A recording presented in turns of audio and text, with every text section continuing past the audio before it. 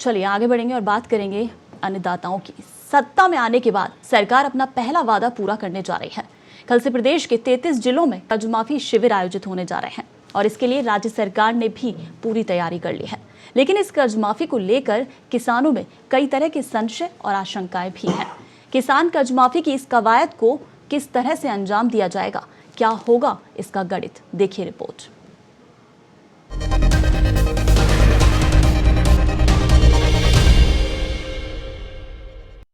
घोषणा के बाद अमल की बारी।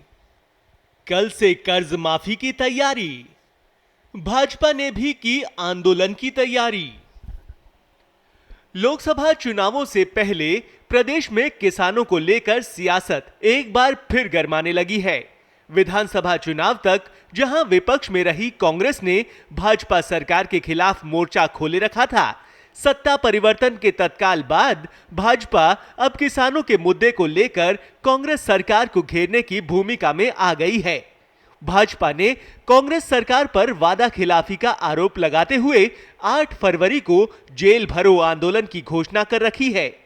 वहीं सरकार ने सियासी दांव खेलते हुए आंदोलन से ठीक एक दिन पहले यानी 7 फरवरी से ही कर्ज माफी के कैंप लगाने की कार्रवाई शुरू कर दी है।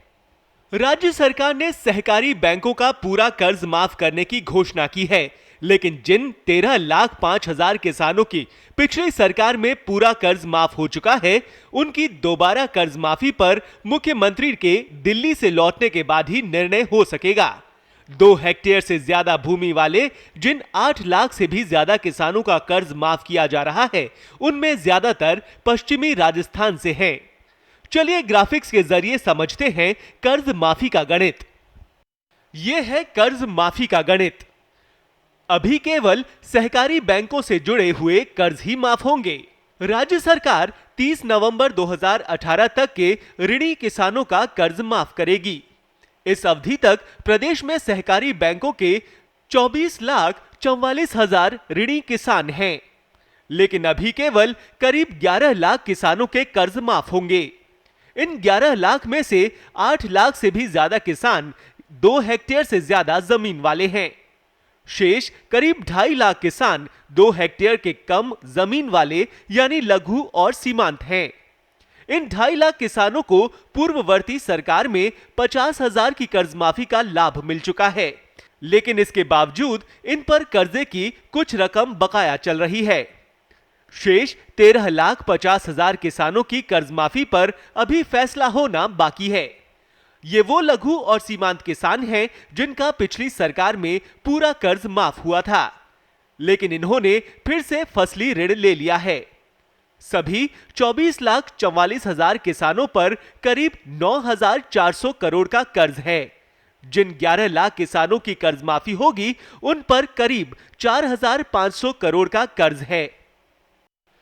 पिछली सरकार ने इन किसानों की आनुपातिक आधार पर कर्ज माफी की थी, यानी जिन किसानों के पास जमीन ज्यादा थी, उन्हें कर्ज माफी का कम लाभ मिला था। अब इस बार सरकार इनका पूरा कर्ज माफ करने की तैयारी में है, लेकिन इसमें पिछली सरकार में मिले लाभ को समायोजित किया जाएगा।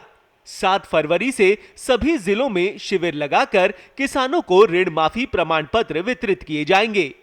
ब्यूरो रिपोर्ट, पत्रिका टीवी।